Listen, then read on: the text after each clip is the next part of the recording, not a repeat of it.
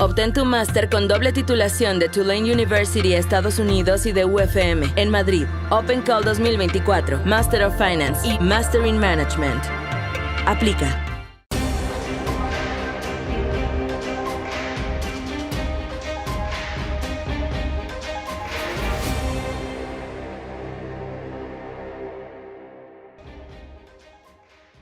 En el momento en el que se pervierte la política energética utilizando la ideologización de la energía, inmediatamente lo que se consigue es exactamente lo contrario a lo que se pretende conseguir con esas políticas intervencionistas. El intervencionismo en energía es tan dañino que en el año 2024 será, con los últimos datos que tenemos, un nuevo récord en cuanto a la utilización del carbón en la economía, lo que es el mix energético. ¿Qué es lo que está liderando el crecimiento de la matriz energética? Cuando miramos ese avance del carbón, una tecnología y una fuente de suministro que debería estar prácticamente obsoleta hoy en día, entendemos que uno de los factores que han llevado al aumento del consumo de carbón, por ejemplo, en Alemania, han sido las políticas energéticas equivocadas. Veréis, cuando miramos la energía y entendemos algo de política energética, tenemos que saber que lo que se tiene que buscar es algo tan sencillo y tan complicado como garantizar la seguridad de suministro, una energía abundante, competitiva y, por supuesto, respetando el medio ambiente. Pero esos factores no ocurren desde el dirigismo. Cuando los gobiernos intentan elegir ganadores y perdedores, cuando los gobiernos ideologizan la energía, lo que termina ocurriendo es que se consigue lo contrario a lo que se finge proteger. Es decir, muchas más políticas verdes, muchas más subvenciones y aumenta el consumo de carbón. Mucha más intervención en el mercado intentando eliminar las energías fósiles y resulta que es el gas natural y el carbón los que lideran el proceso de creación energética. ¿Y cuál es el gran problema de ideologizar la energía? Veréis, el gran problema de todo esto es que cuando un político toma las decisiones desde una perspectiva ideológica y decide que se tiene que acabar con las energías fósiles y solamente llevar a cabo producción energética con energías renovables, sin tener en cuenta lo que es el proceso de una transición energética competitiva. ¿Qué es lo que está haciendo en realidad? Lo que está haciendo es introducir una variable que no os comentan en el debate, que es la de la represión de la demanda. Vuelvo a repetir, la política energética tiene que estar basada en la seguridad de suministro, la calidad y, por supuesto, la competitividad de la energía, el nivel de abundancia de esa energía y, por supuesto, el respeto al medio ambiente.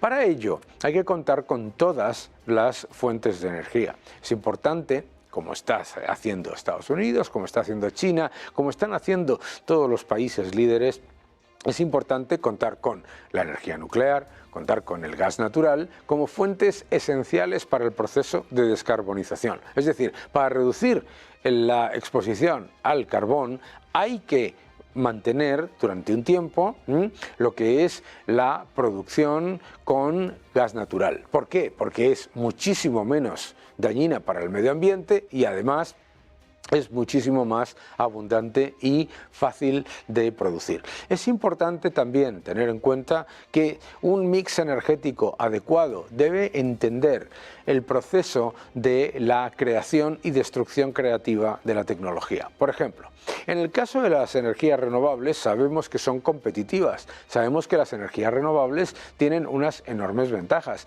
pero también sabemos que las energías renovables son volátiles e intermitentes. Por lo tanto, para garantizar el suministro, punto número uno, ¿de acuerdo? Lo que necesitamos es hacer que las tecnologías de base, el gas natural y la nuclear, funcionen de manera competitiva y de manera abierta para evitar que se dispare el consumo de carbón. Es importante que la energía sea competitiva, es decir, que los precios no se disparen. Por lo tanto, medidas como poner impuestos al CO2, etcétera, etcétera, que son medidas puramente recaudatorias, lo que hacen es encarecer la factura eléctrica de los ciudadanos y además la factura eléctrica, teniendo energías renovables competitivas, se dispara porque los costes fijos y los impuestos son muy elevados.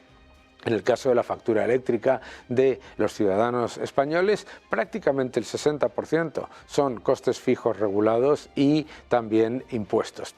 Es importante, por lo tanto, que para que sea competitiva y a la vez abundante, que haya seguridad de suministro y competitividad, que lo que haya es competencia, que lo que haya es apertura y que lo que haya es un proceso tecnológico en el que las empresas vayan llevando a cabo el proceso de transición acorde a lo que es la realidad de la economía, no a lo que decide un político.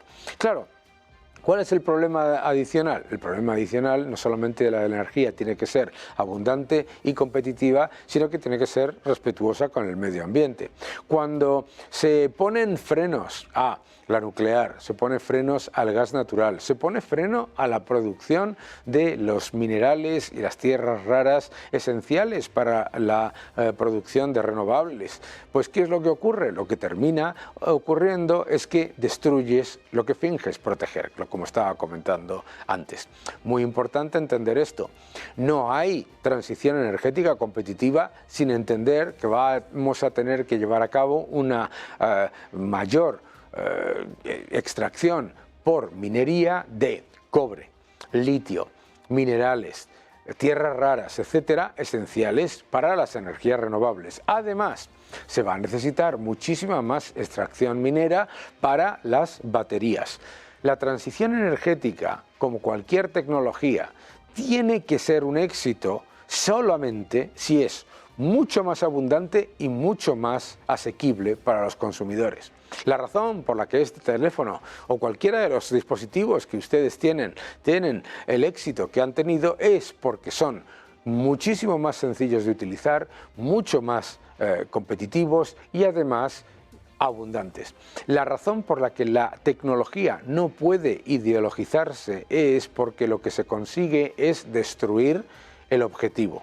Si lo que queremos es una economía con menor nivel de utilización de CO2, si lo que queremos es una economía más competitiva, más tecnológica y con menor dependencia, tenemos que entender la importancia de la minería, tenemos que entender la importancia de un mix energético adecuado y tenemos que entender que vamos a seguir necesitando petróleo, vamos a seguir necesitando gas natural, vamos a seguir necesitando, por supuesto, la minería de cobre, litio, etcétera, etcétera.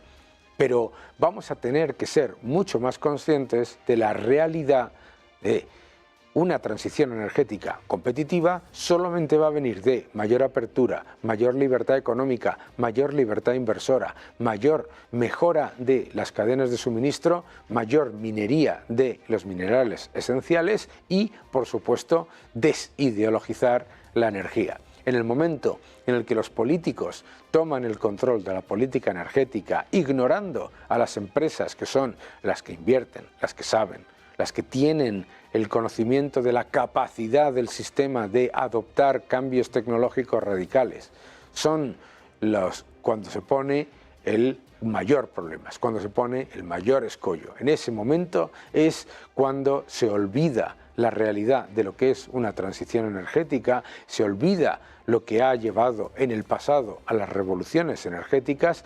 Todas las revoluciones energéticas han venido ¿de qué?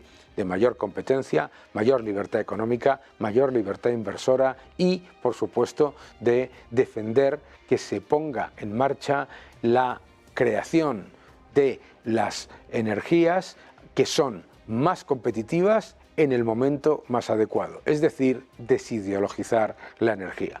No podemos hacer otra cosa si lo que queremos es calidad, suministro, competitividad y respeto al medio ambiente. Solamente va a venir de la tecnología, la competencia y el libre mercado, no del intervencionismo, en ningún caso.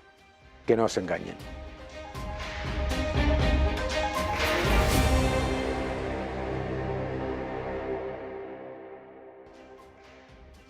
En España todo el mundo se pasa todo el día hablando sobre el gravísimo problema de la vivienda. Todos los políticos quieren dar una solución mágica y, por supuesto, inmediata al problema de la vivienda. Y lo que ocurre siempre es que la situación no solamente no mejora, sino que empeora, claro. Y para hablar de todo ello tenemos aquí pues el lujo de contar con Adrián Sastre, que es una cuenta que todos debéis seguir, que se llama Pobre Millennial. Pobre Millennial, ¿cómo estás?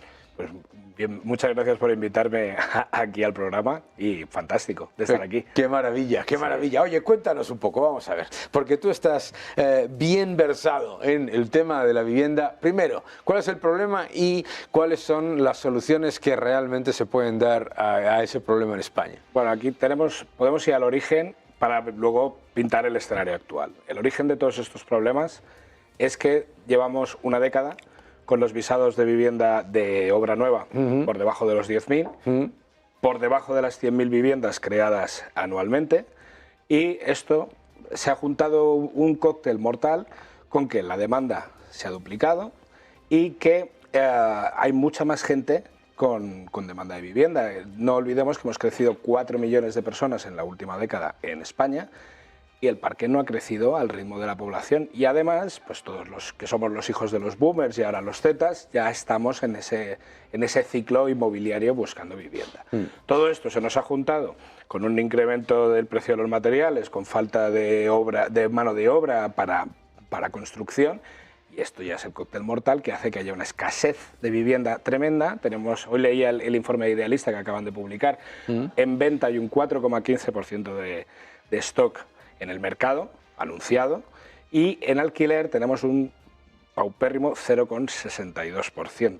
Claro, si a esto le sumamos que la demanda de alquiler, que es donde está el mayor problema, se nos ha duplicado en un año, bueno, en 4 años ha hecho un 400% y el stock ha bajado un 50%. Entonces, esto es un cóctel explosivo que hace que la gente se mate literalmente por tener un piso. Tenemos ciudades como Vitoria con 85 leads para alquilar una vivienda, Barcelona 62. 62. Sí, cada vez que se publica un piso de alquiler en Barcelona, que presumen de las regulaciones y de que no les afecta todo este cúmulo de falta de oferta, ellos tienen 62 personas matándose por cada piso de alquiler. Es increíble. Entonces, este es el cóctel mortal que nos afecta a todo y que hace que el precio de la vivienda se dispare y que el precio del alquiler siga al alza y sin frenos. Ahora, voy a hacer un poco de abogado del diablo, ¿no? ¿Vale? Porque yo escucho a los políticos de izquierda decir lo siguiente: bueno, es que eso de que es un problema de oferta no es cierto, porque en España hay 1 millón de pisos vacíos y además en la burbuja inmobiliaria la oferta aumentaba constantemente, pero también subían los precios. Por lo tanto, no es un problema de oferta. ¿Cómo lo respondes? Bueno, primero, ese estudio de los pisos vacíos, de los 3-4 millones de pisos vacíos, se actualizó recientemente y porque no se había actualizado desde 2011. Y ahora se han cogido unos datos de 2021 que se basan en el consumo eléctrico de esas viviendas. Aquí podemos entrar en valoración de, bueno, hay viviendas residenciales de segunda residencia cerradas, puede que haya Airbnbs que no estén dentro del baremo. Bueno, es un poco extraño el método de valoración para determinar que hay esos pisos vacíos. Pero de todas maneras, si comprásemos el argumento, sí que es verdad que hay pisos vacíos donde nadie quiere vivir. En Jaén, en Córdoba, en Orense, en pueblos por ahí, en Ciudad Real. Que ojo, el otro día Rayo hablaba de esto, de oye, la gente puede irse al pueblo y ahí puede tener una buena vida. De hecho, yo tomé esa decisión. Compré una casa en un pueblo, la estoy reformando y es una manera de comprar más barato y tener pero yo vivo online. La gente que vive con un trabajo presencial, esto no es una alternativa viable.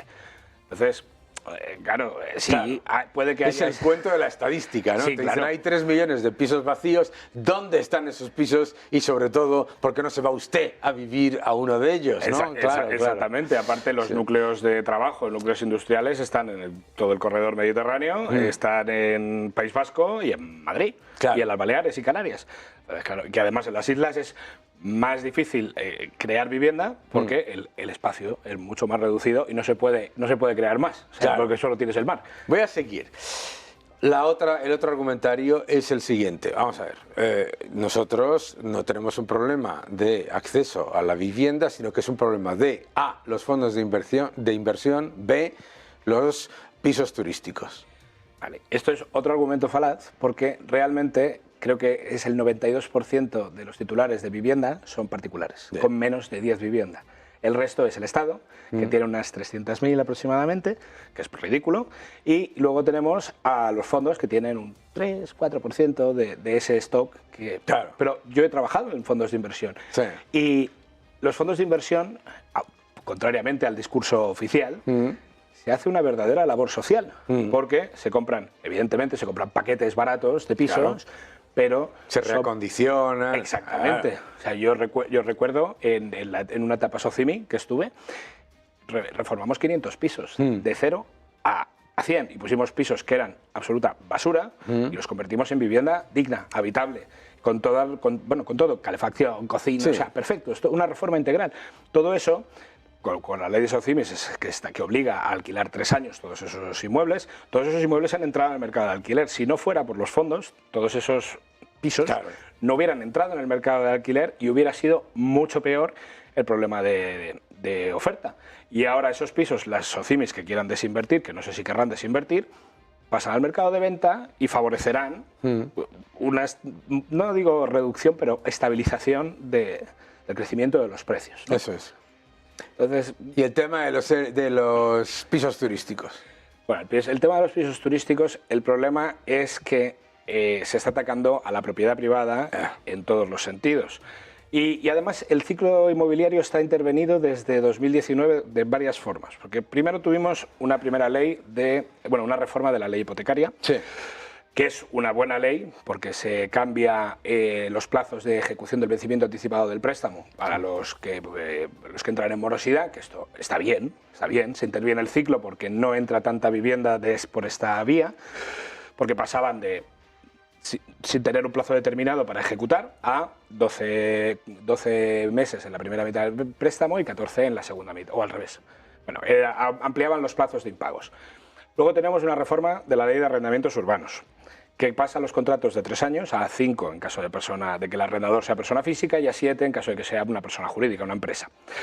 Que esto está muy bien porque estabiliza a la gente dentro del alquiler, pero a la vez estás interviniendo en el mercado de cierta manera porque no hay esa rotación de alquileres dentro del mercado. Y luego ya lo último ha sido la ley de vivienda, que ya ha creado la gran inseguridad jurídica a propietarios de pisos y ha dicho, oye, si yo tengo riesgo de que me impaguen y que no poder sacarlos, si tengo riesgo de que me ocupen el piso y no poder sacarlos, Claro. yo saco mi propiedad, mi inversión, llámalo como quieras, y lo llevo al alquiler de temporada o al alquiler vacacional. Claro. Que si además, si nos ponemos a ver las gráficas de incremento del stock de alquiler de temporada desde la aprobación de ley de vivienda a finales del año pasado, Ha sido exponencial. Claro. Exponencial, Normal. Claro, si yo he invertido mis ahorros para tener una jubilación tranquila, que es la mayoría de los inversores particulares en España, si a mí el Estado de Derecho no me protege, pues yo salgo de la ley de arrendamientos urbanos y me voy al Código Civil, Claro. que ahí igual sí tengo protección. Ese es el elemento, claro, ¿no? Porque por un lado dicen, no, es que con la burbuja inmobiliaria subía la oferta, pero también subía los precios, claro, entre otras cosas porque la oferta no subía tanto como la demanda. Claro, pero de todas maneras no estamos en el mismo escenario. Antes el grifo del crédito estaba abierto, Claro. pero estaba abierto con una manguera de bomberos. Exacto. Ahora el crédito está mucho más restringido. Ahora venía leyendo, ahora en 2024 hemos firmado 20.000 millones de hipotecas ya. Ya.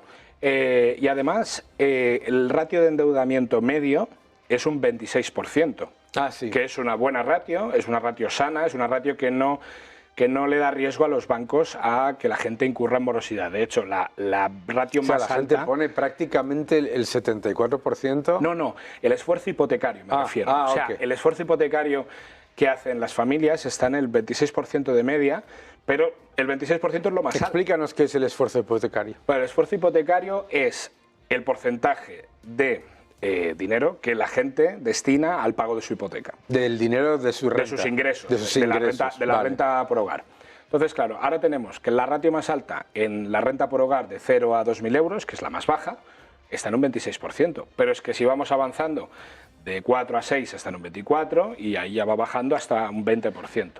Entonces, claro, son unas ratios de esfuerzo hipotecario muy sanas y la gente está aportando, ahora lo leía, la compra media está en 275.000 euros con una aportación de 80.000 aproximadamente para la compra y la edad media está en 40 años, con una renta media por hogar de 4.600 euros. Así está más o menos el escenario hipotecario a día de hoy. Hay comunidades autónomas que es mucho mayor, por ejemplo, Madrid la renta media está en 5.000 euros, Baleares por la influencia extranjera está en 7.000 euros la renta media y la hipoteca media está ya más en 270 y pico mil con un precio de compra de 300 y pico mil.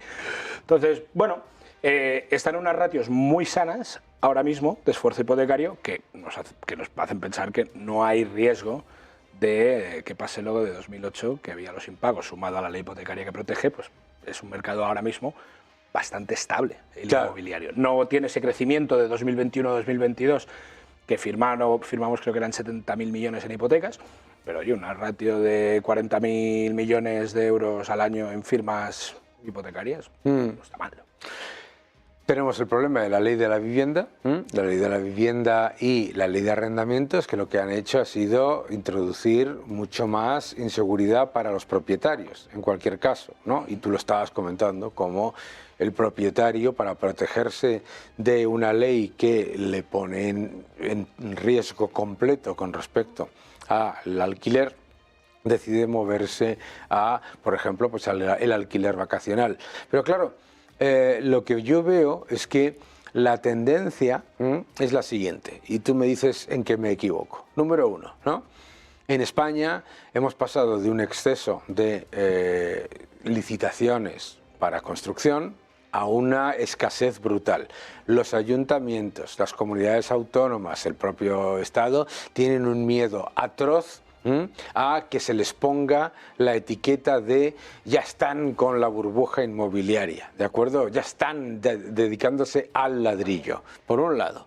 Por el otro, tienes una demanda que se está haciendo mucho más polarizada en áreas muy específicas y, sin embargo, hay otras áreas en las que, como tú comentabas antes, hay oferta que no está, bueno, pues no tiene el mismo nivel de demanda porque son zonas en las que no hay tantísimo nivel de crecimiento o económico o empresarial. Bien, y por el otro lado tienes una legislación en la que todos los políticos, y yo creo que ahí tenemos un problema en todo el arco parlamentario, todo el mundo está atacando a la propiedad privada de una manera o de otra, porque a mí me parece increíble que en España se haya aprobado por unanimidad la extensión de, por ejemplo, la prohibición de los desahucios. Porque claro, la gente dice, está muy bien eso de prohibir los desahucios, hasta que te enteras de que prohibir los desahucios es hacerte mucho más caro el acceso a vivienda, mucho más difícil el acceso a tu vivienda para los que no la tienen. Sí, totalmente. Es un escenario complicado, porque claro, el ciclo económico de este sector está totalmente intervenido y nadie parece aportar soluciones. Además, yo creo que a corto plazo no hay soluciones. Ya. Nos faltan 600.000 viviendas en España, ahora mismo, más o menos. ¿De dónde sacamos 600.000 viviendas? Ahora, todos estos años, toda esta década, 2013 hasta el día de hoy, hemos conseguido meter vivienda en el mercado, delegando a los mal llamados fondos de inversión todo ese movimiento, porque no olvidemos que todo aquello que tenía la banca no estaba preparada para asumir todo ese coste de gestión de convertir lo que se llaman los non-performing loans los préstamos de difícil cobro en REO, en Real Estate Owned, que se puede poner en el mercado. Entonces, claro, todo eso lo hemos delegado en los fondos mal llamados buitres, que han gestionado todo esto a través de esas nuevas empresas que se crearon en la crisis, los llamados servicers, Servihabitat, Hayas, Hipoges, Altamira, etcétera, que han hecho toda esa gestión de negociación judicial, de CAPEX, para poner todo y de registro, para poner toda esa vivienda en el mercado. ¿Qué pasa? Que es que las carteras de NPL ya se han agotado. Claro. El Sareb ya no tiene tanto y los servicers ya no tienen tanto. Entonces, ¿de dónde vamos a sacar la vivienda? Claro. Solo hay una forma. Más oferta. Más oferta. Hay que construir más. ¿Hay maneras? Sí. Claro. Hay maneras. A mí me gusta mucho la teoría del agente urbanizador. El agente urbanizador es una figura que se creó en la RAU de 1994 en Valencia, que de hecho fue lo que favoreció a Astroc en su día que creciera tanto. El agente urbanizador es una figura que funciona como mano ejecutora de los parámetros de la administración para, hablando de manera sencilla para que todo el mundo lo pueda entender, convertir el suelo en edificable. Entonces, el agente urbanizador era una figura que se utilizaba para solventar ese problema que las juntas de compensación daban y que retenían ese suelo que había y que ocasionó toda esa subida del precio. Entonces, si a mí lo que se me ocurre es, bueno, el Estado es un gran tenedor de suelo, pues por todos es sabido. Entonces, bueno, vamos a licitar el suelo propiedad del Estado al agente urbanizador y en vez de pagarle en beneficio industrial, en dinero, le pagamos con una parcela, por ejemplo. Y luego podemos, si eso, licitar o inventarnos la figura de el agente edificador, ¿no? Y utilizar esas parcelas que se han urbanizado y hacerlas vivienda. Claro, todo esto exige una legislación de control absoluto de lo que hace la administración pública y con un absoluto respeto a la ley de contratos del sector público para que nadie meta la mano en este sentido. Pero oye, si la única manera de abaratar el suelo es yo, Estado, tengo suelo, lo urbanizo y lo pongo suelo en el mercado, todas las entidades privadas que estáis reteniendo suelo vais a tener que bajar el precio del suelo. Porque yo voy a poner más oferta de suelo. Si pongo más oferta de suelo, voy a tener más edificaciones. Si tengo más edificaciones, bajo o al menos reduzco la falta de oferta y modero el precio de la vivienda y doy acceso. No solo eso, esto da tejido económico, creación de nuevos barrios. Oye, es un proyecto muy ambicioso, pero requiere de políticos valientes. Y sobre todo honestos. Políticos valientes y honestos. Esto es lo que nos han dicho. Complicado, ¿verdad? Bueno, pues oye, muchísimas gracias, Adrián. Muchas gracias por venir al programa. Estás en tu casa. Ya sabes que cuando quieras puedes venir. Y es un gusto tenerte. Y a todos vosotros, no dejen de seguirle. Pobre Millennial, en Twitter, una cuenta esencial. Muchísimas gracias. Gracias por la invitación.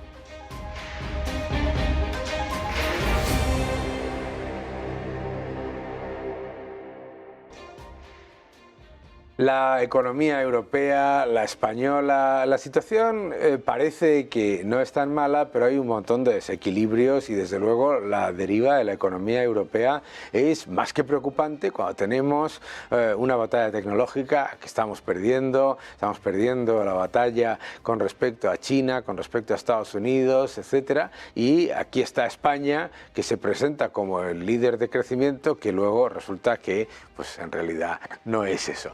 Para hablar de todo ello, pues quién mejor que María Blanco. ¿Cómo estás? Muy bien, Daniel. Qué gusto que estés aquí. Qué bueno. Que hacía tiempo que no venías al programa, pero aquí sabes que estás en tu casa. Ya tocaba. Muy bien. Oye, vamos a hablar un poquito sobre qué es lo que está pasando en Europa, porque yo creo que la gente escucha mucho esto de pues, la izquierda, la derecha, la ultraderecha, la ultraizquierda, etcétera, etcétera, pero ¿qué es lo que realmente está pasando económicamente en Europa para que la gente haya llegado a tal nivel de descontento?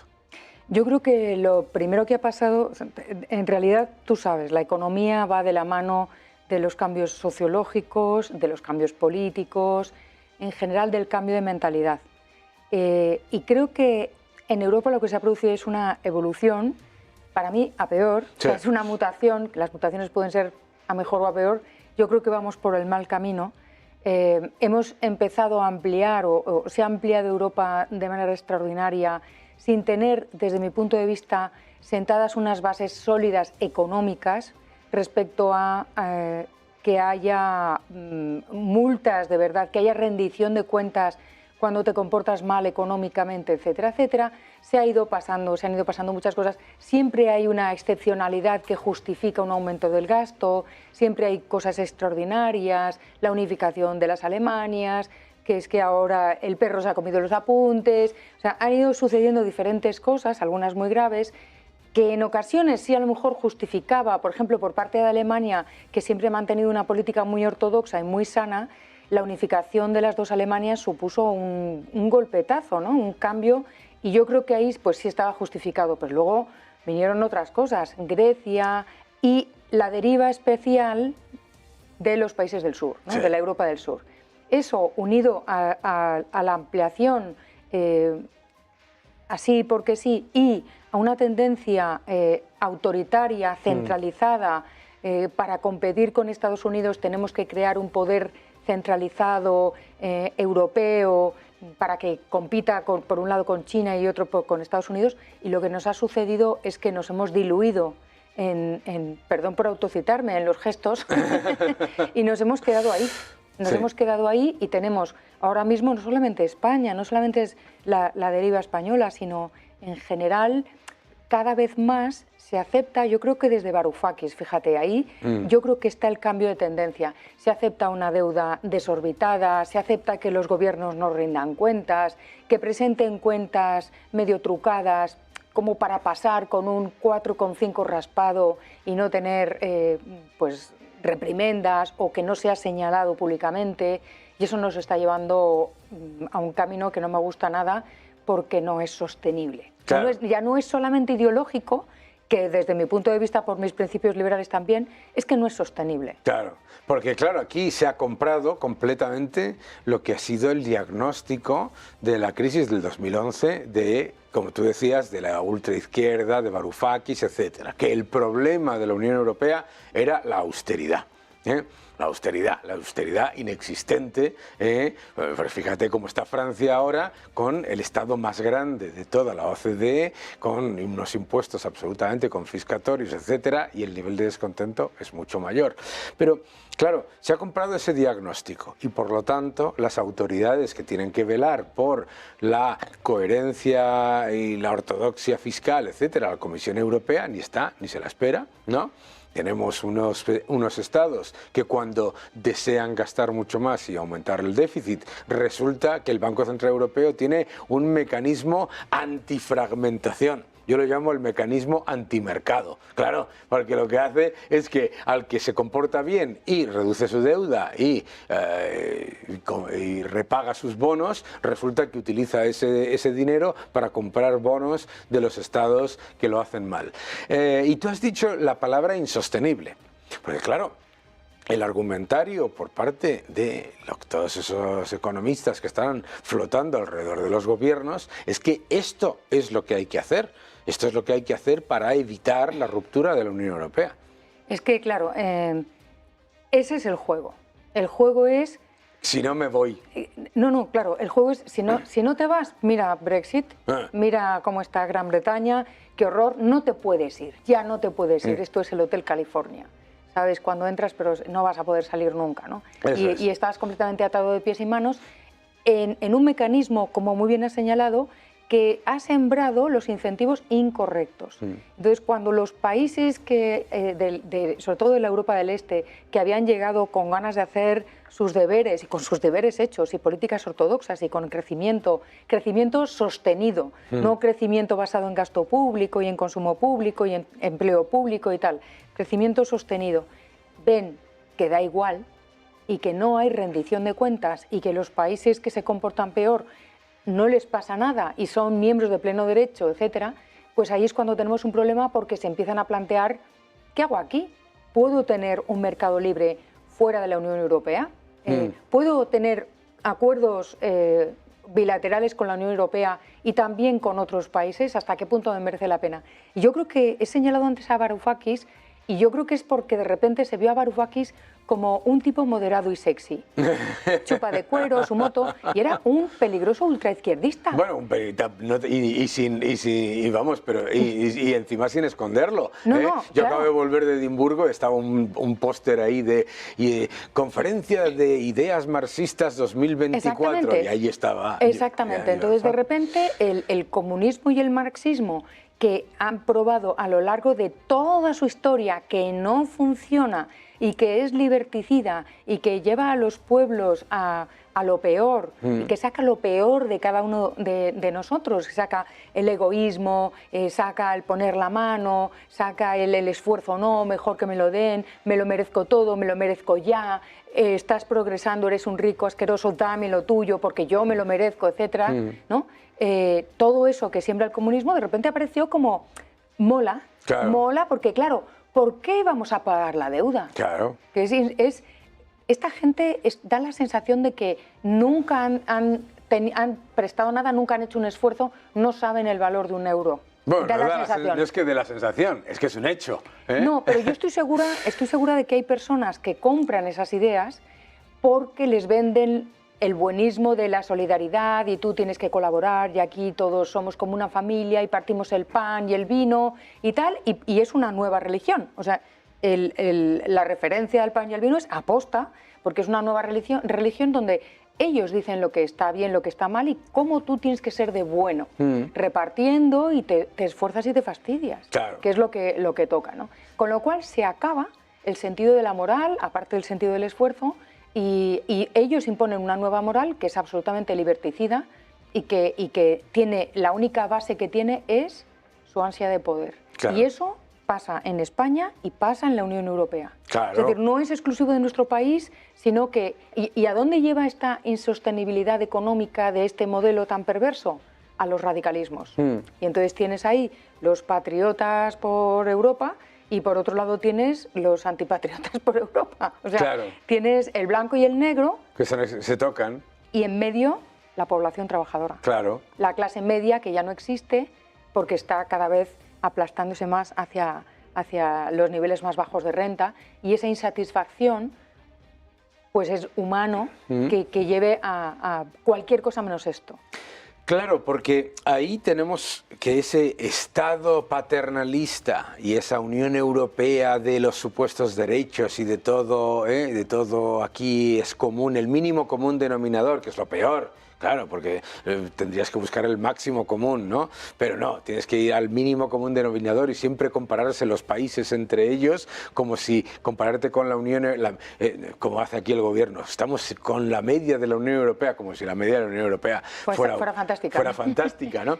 Pero claro, ahí pasa una cosa, resulta que el Estado más grande de toda la OCDE, Francia, con las mayores políticas redistributivas, el mayor nivel de impuestos, el mayor nivel, genera dos descontentos absolutos. Número uno, el de los contribuyentes y el de las pequeñas y medianas empresas que están completamente asfixiadas, y encima les añades la inseguridad y los problemas con la inmigración, etcétera. Y por el otro lado, también generas un gigantesco descontento en esa subclase dependiente y subvencionada que has creado con ese paraguas del buenismo, ¿no?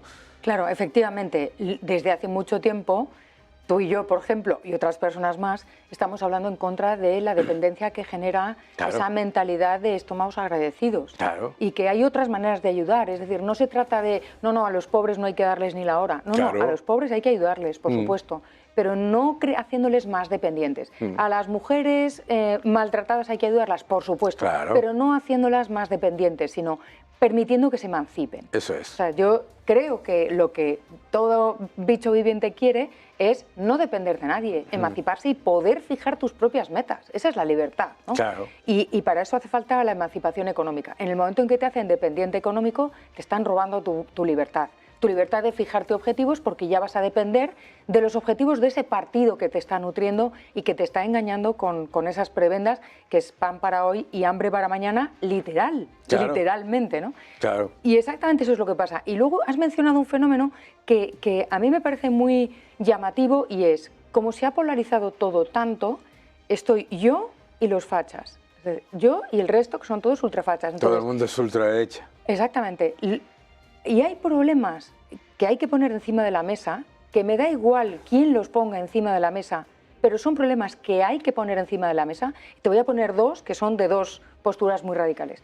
El problema, por ejemplo, de la desigualdad ante la ley de las mujeres. Por ejemplo, pues es algo que hay que poner encima de la mesa y exigir igualdad ante la ley. El problema de la inmigración. De la inmigración ilegal. Pues hay que poner encima de la mesa el problema de la inmigración ilegal en lugar de hacer dependientes tanto a las mujeres maltratadas como a los inmigrantes ilegales. No solamente por el efecto llamada, que es muy obvio y vemos todos desde hace muchos años, sino porque nos lleva a una situación en la que hay pobres de primera y pobres de segunda. Ya había mujeres de primera y mujeres de segunda. Ciudadanos de primera, que son los funcionarios y los afines al régimen, y los demás, que somos los de segunda. Pero es que ahora hay pobres de primera y pobres de segunda. Hay pobres que merecen una subvención, un alojamiento, etcétera, y otros pobres que viven en la calle y que parece que no merecen nada y a quienes se les mantiene pues no son ahí políticamente porque no son políticamente correctos ni interesantes, ni te dan una portada y no están en esa agenda que los dos extremos radicales llevan, ¿no? Llevan en su bueno, pues eso, en su programa político y en sus discursos. Bueno, es que como dice nuestro querido amigo Alberto Mingardi, ¿verdad? Lo que dice es que el liberalismo es lo poco que hay y lo mucho que falta, ¿verdad? Y tenemos un gran problema de libertad en la Unión Europea. La verdad es que podíamos pasarnos horas, pero te vas a venir a charlar de esto y más ocasiones. Muchísimas gracias, María Blanco. No dejéis de seguirla en Twitter, en todas las redes y de comprar su libro, que nos lo ha comentado hace un momento, pero no os habéis dado cuenta. Ha mencionado su estupendo libro, Queríais gestos, votasteis gestos. Tenéis gestos. Los tenéis. Muchísimas gracias, María. Muchas gracias, abrazo.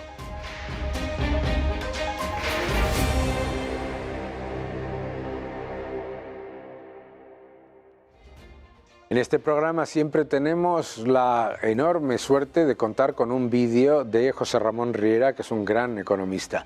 Y hoy nos va a decir algo que a mí me parece absolutamente esencial, que es, ¿están las comunidades autónomas de España en riesgo de intervención? ¿La situación fiscal es realmente tan mala?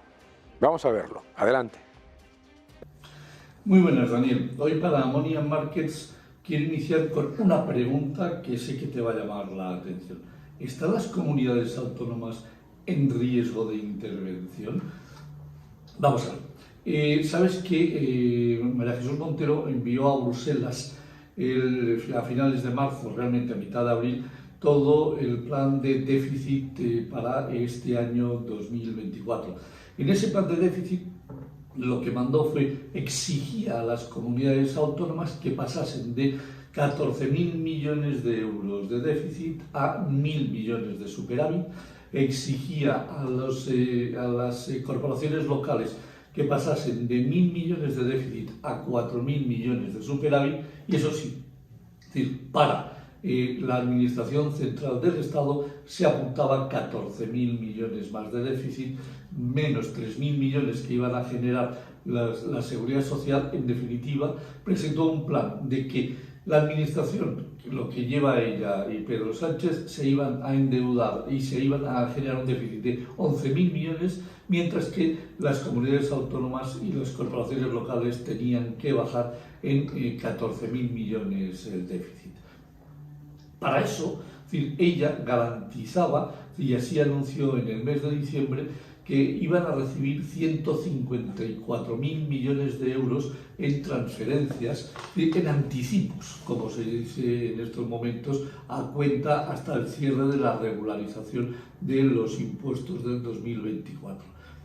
Bien, no solamente lo está enviando 154.000 millones, sino que está enviando la misma cantidad que envió el año pasado, y por lo tanto las comunidades autónomas han cerrado el primer cuatrimestre del año en 8.000 millones de déficit.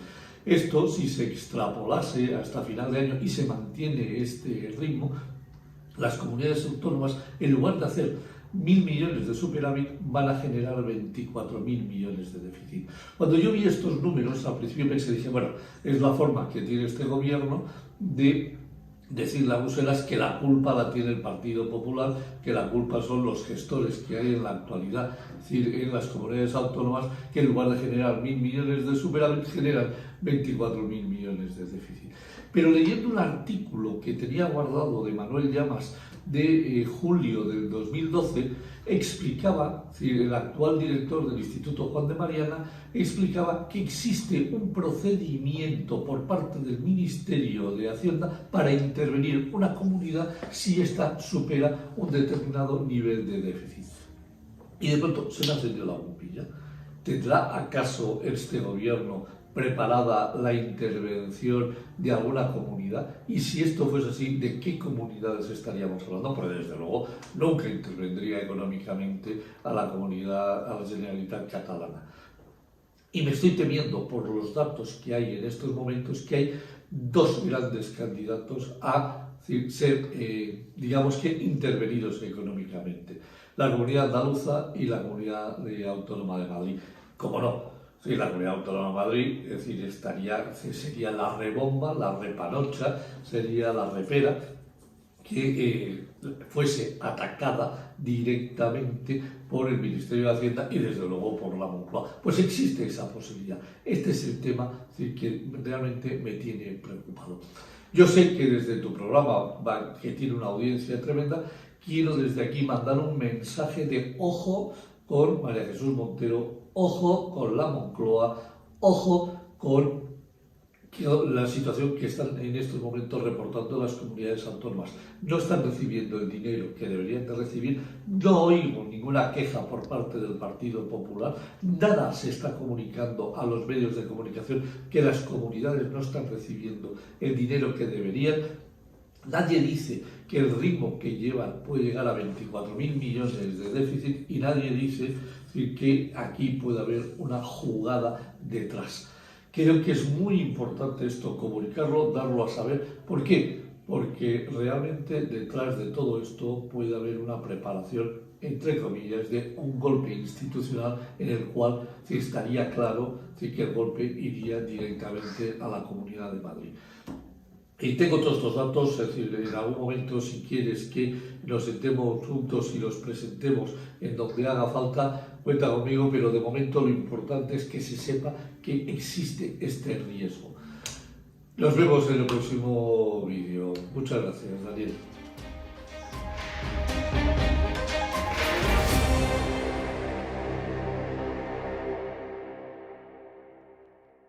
La OCDE nos muestra que la política de cero neto que se quiere implementar, esta política de que no haya emisiones, tiene importantes costes y enormes riesgos para el mercado laboral.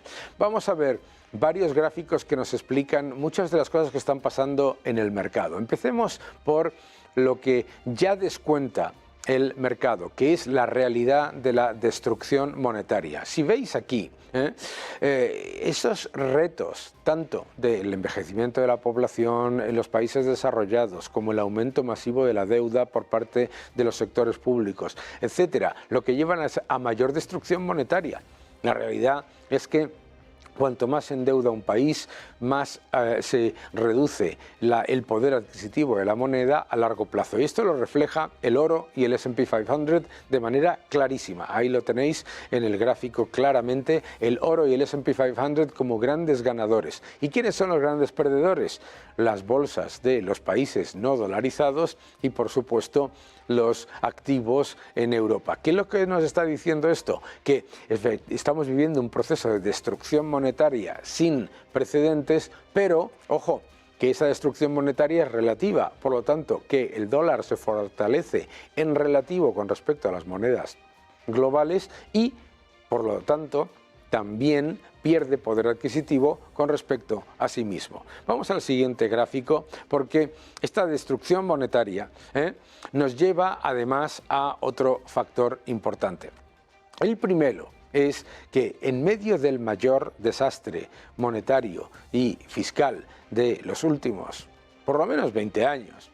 Lo que nos estamos encontrando es cómo se pierde capacidad de crecimiento de las ventas. Los ciudadanos están sufriendo y están sufriendo bastante. Como podéis ver en este gráfico, el crecimiento histórico de las ventas en Estados Unidos con respecto a la realidad. Si vamos además al siguiente gráfico, vamos a ver qué es lo que ha pasado con respecto a la confianza del consumidor. Atención a la confianza del consumidor en Estados Unidos. En Estados Unidos lo que podéis ver es que ha vuelto a bajar la confianza del consumidor y que ya está a mínimos de los por lo menos de los últimos nueve meses. Esa confianza del consumidor empeora, ¿por qué? Mayor inflación, menor crecimiento de los salarios reales, empobrecimiento generalizado. Eso es lo que se genera con estas mal llamadas políticas de estímulos. Vamos al siguiente gráfico, que nos dice algo que me parece también muy importante, la inflación. Nos dicen, oh, ahora hay que bajar los tipos de interés en Estados Unidos porque la inflación es mejor de lo esperado. Atención a mejor de lo esperado, porque fijaos, la inflación está en el 3% en Estados Unidos, pero es que la inflación de servicios está en el 5,1%. La inflación de lo que es alojamiento en el 5,2%, de transporte, de servicios de transporte en el 9,4% y de servicios médicos del 3,3%. Y lo que baja es fundamentalmente la energía, claro. Entonces, mucho cuidado con esas expectativas demasiado optimistas de bajadas de tipos, porque nos dicen mucho. Vamos al siguiente gráfico, porque también nos dice qué es lo que está ocurriendo en China. En China, el crecimiento económico, 4,7% en el segundo trimestre, un 5% en el primer semestre, bueno, en línea con las expectativas del gobierno, pero ojo, porque está claro que la economía china está perdiendo fuelle en cuanto a las expectativas y claramente eso viene de un menor ímpetu de la inversión y menor ímpetu también del consumo. Importante tenerlo en cuenta. Vamos al siguiente gráfico que nos muestra este informe de la OCDE que desmonta completamente la euforia de Sánchez con respecto a la economía española y que nos dice mucho sobre lo que se ha hecho con este desastre monetario y fiscal. Número 1.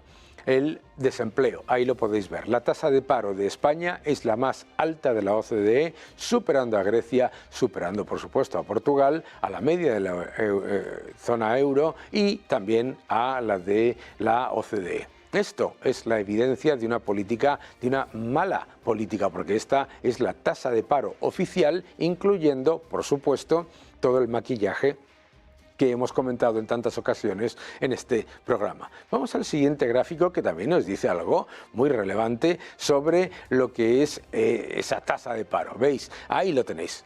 Número 1, liderando la tabla, la tasa de paro más alta de toda la Unión Europea, de toda la zona euro, de toda la OCDE y superando con mucho a Grecia. ¿Por qué? Porque si veis en el gráfico muestra cómo Grecia ha bajado significativamente en la tasa de paro con respecto a donde estaba y que esa reducción del paro ha sido mucho más rápida que la de España. Esto es lo que llama récord de empleo. El gobierno, vuelvo a repetir, esto con, ojo, con una expectativa de crecimiento, etcétera, que en cualquier caso, es importante recordar, el gobierno ha metido aquí un maquillaje brutal con el tema de los fijos discontinuos. Vamos a ver el próximo gráfico que también nos dice mucho sobre la situación real. Bien, aquí lo que veis es que, claro que no hay récord de empleo.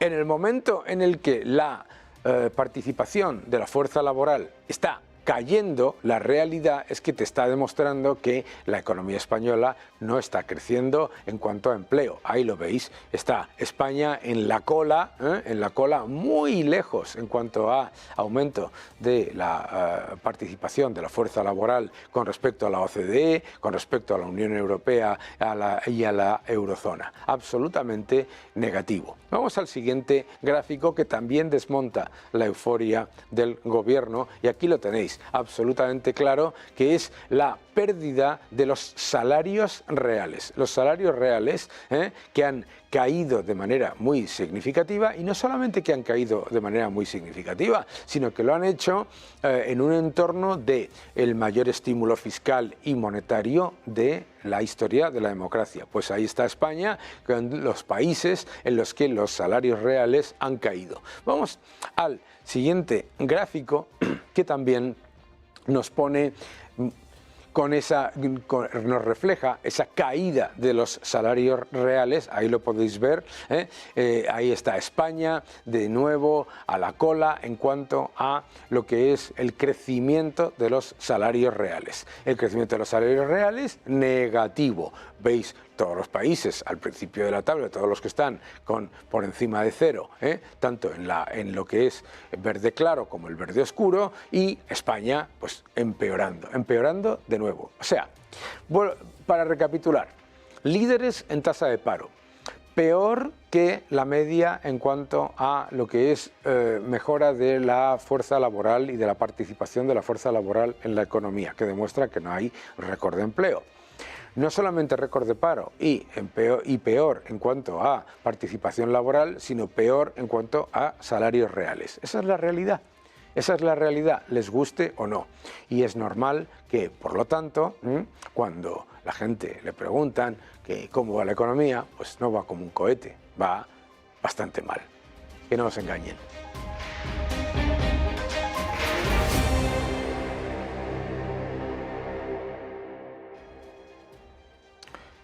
La realidad de la economía global es que después de unos estímulos fiscales y monetarios sin precedentes, el descontento de los ciudadanos aumenta. Y por supuesto que las bolsas reflejan la destrucción monetaria. Las bolsas, por lo tanto, son la mejor manera para los ciudadanos de reducir su exposición a ese nivel de destrucción monetaria, esa pérdida del poder adquisitivo de sus monedas. Hay que invertir.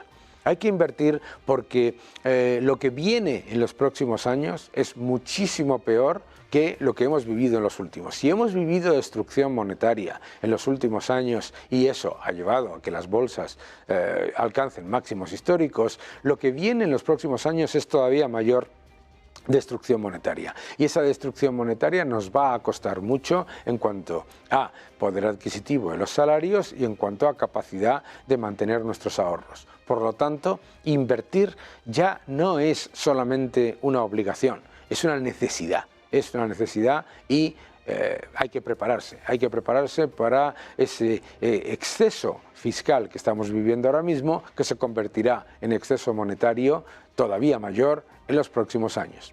Seguid defendiendo la libertad.